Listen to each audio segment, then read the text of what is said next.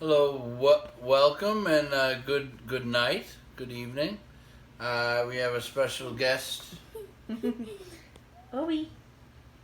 Yeah. Mm-hmm. He's like, what? Thanks, Hopes. Are you reading it? Do you want to read? All right. So we're gonna read, and remember, I'm gonna put a chapter a day through Friday, but feel free to read it before if you're getting rid of your Chromebook or whatever. I just want to make sure you could finish The Hobbit if you wanted, and there'll be some nice questions for you at the end. So this should be a fun week, and we look forward to seeing you on Wednesday for the Hatchet ending of the Hatchet movie, and Monday will be our field day talent show combo plan. All right. Yep. Chapter 16, A Thief in the Night, by J.R.R. Tolkien. Now the days passed slowly and wearily. Many of the dwarves spent their time piling and ordering the treasure. And now Thorin spoke of the Arkenstone of Thrain, and bade them eagerly to look for it in every corner. For the Arkenstone of my father, he said, is worth more than a river of gold in itself, and to me it is beyond price. The stone of all the treasure I name unto myself, and I'll be avenged on anyone who finds it and withholds it.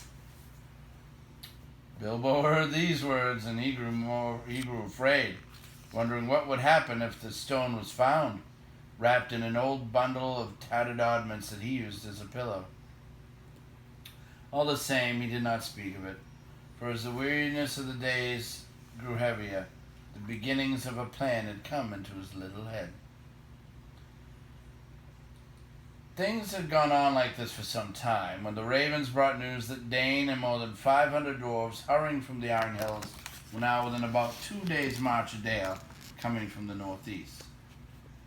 Ah! But they cannot reach the mountain unmarked, said Rock, and I fear lest there be battle in the valley. I do not call this counsel good. Though they are a grim folk, they are not likely to overcome the host that beset you. And even if they did so, what will you gain? Winter and snow is hastening behind them. How you shall be fed with friendship and goodwill of the lands about you. The treasure is likely to be your death, though the dragon is no more. But Thorin was not moved. Winter and snow will bite both men and elves, he said, and they may find their dwelling in the waste grievous to bear. With my friends behind them and winter upon them, they will perhaps be in a softer mood to parley with. That night Bilbo made up his mind. The sky was black and moonless.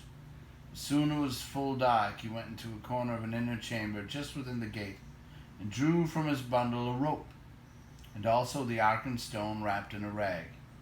Then he climbed to the top of the wall. Only Bomber was there, for it was his turn to watch, and the dwarves kept only one watchman at a time. "Oh, it is mighty cold," said Bomber. "I wish we could have a fire up here as they have in the camp." "It is warm enough inside," said Bilbo. "I dare say, but I am bound here till midnight," grumbled the fat dwarf. "Sorry business altogether. Not that I venture to disagree with Thorin. May his beard grow ever longer. Yet he was ever a dwarf with a stiff neck." "Not as stiff as my legs," said Bilbo. "I'm tired of stairs and stone passages. I would give a good deal for the feel of grass at my toes." "And I would give a good deal for the feel of a strong drink in my throat, and for a soft bed after a good supper." "I can't give you those while the siege is going on, but it is long since I watched, and I will take your turn for you if you like. There's no sleep in me tonight." "Oh, you are a kind fellow, Mr. Baggins, and I will take your offer kindly. If there should be anything to note, rouse me first, mind you. I will lie in the inner chamber to the left, not far away." "Off you go," said Bilbo. "I'll wake you at the midnight, and you can wake the next watchman."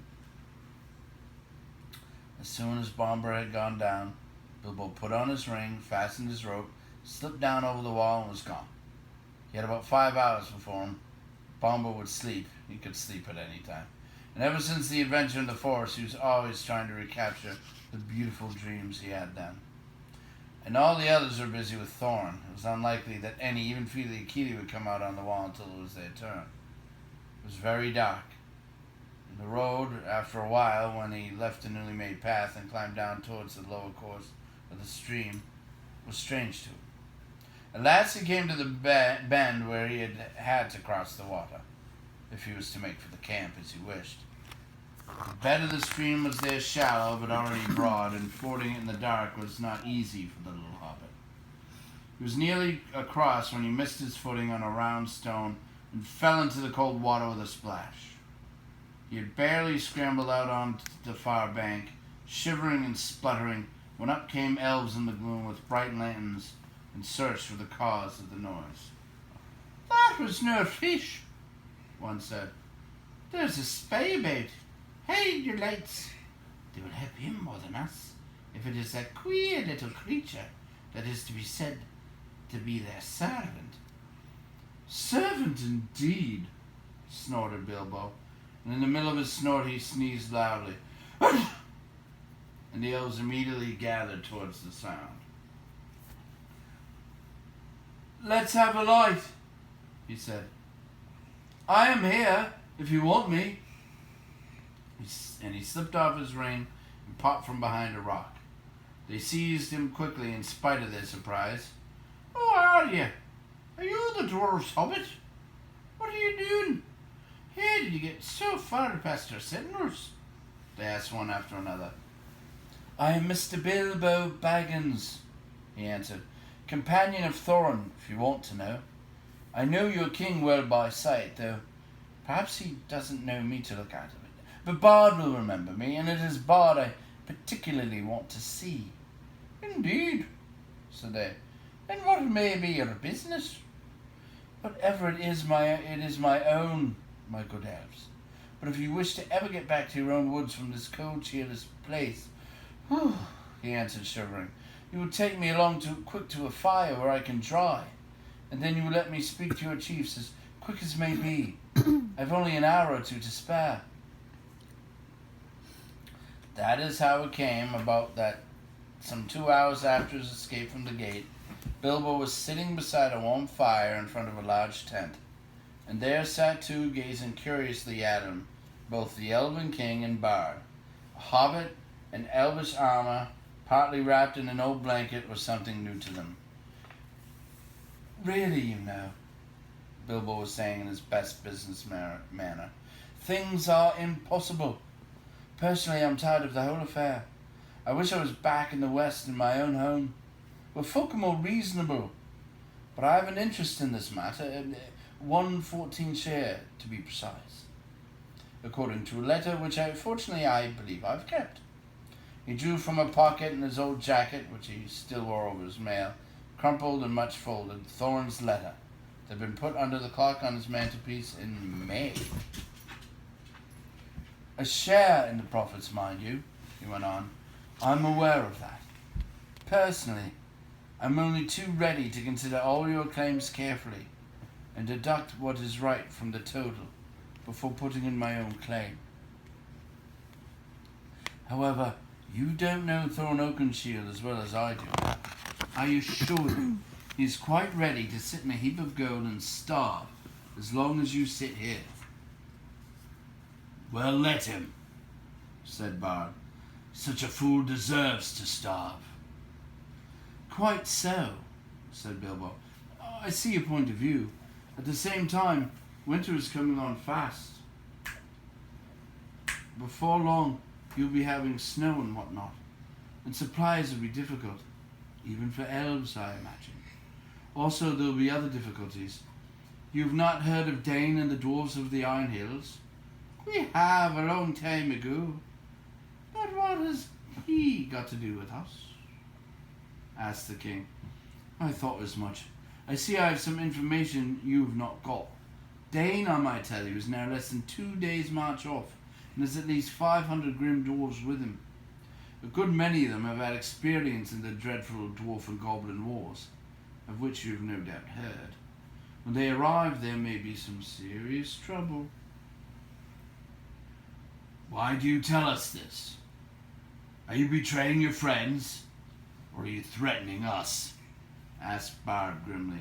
My dear Bard, squeaked Bilbo, don't be so hasty. I never met such suspicious folk. I'm merely trying to avoid trouble for all concerned. Now, I will make you an offer. Let us hear it, they said. You may see it, said he. It is this. And he drew forth the Arkenstone and threw away the wrapping. The Elven King himself, whose eyes were used to things of wonder and beauty, stood up in amazement. Even Bars gazed marvelingly at it in silence.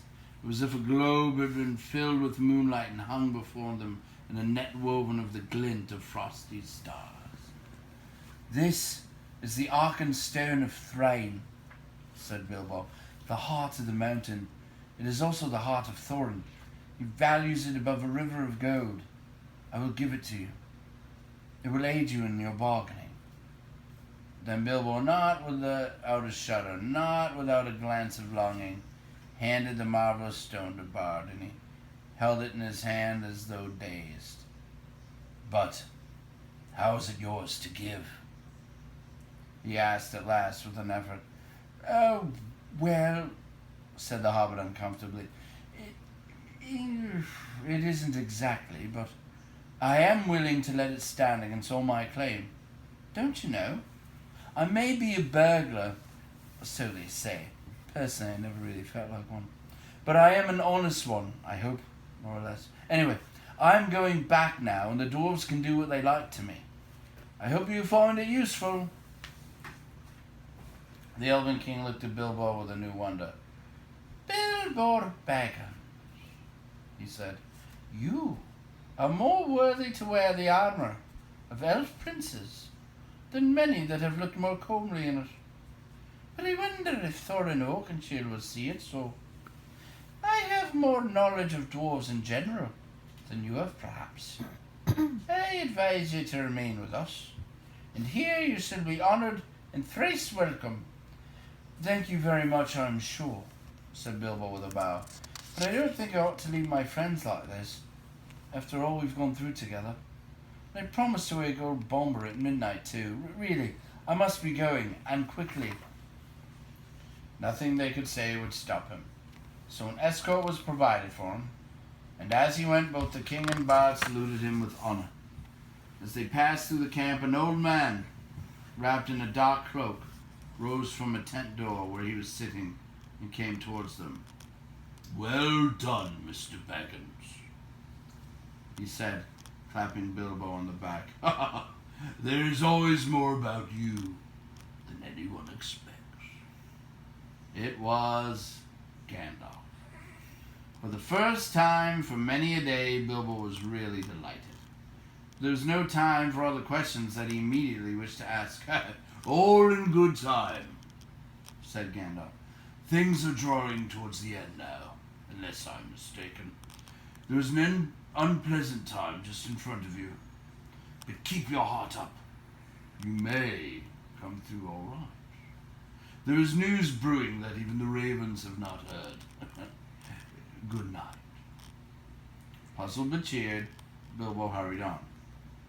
He was guided to a safe ford and set across dry. And then he said farewell to the elves and climbed carefully back towards the gate. Great weariness began to come over him. It was well before midnight when he clambered up the rope again. It was still where he had left it. He untied it and hid it. And then he sat down on the wall and wondered anxiously what would happen next. At midnight he woke up Bombo, and then in turn rolled himself up in his corner, without listening to the old dwarf's thanks which he felt he had hardly earned. He was soon fast asleep, forgetting all his worries till the morning. As a matter of fact, he was dreaming of eggs and bacon. Good night.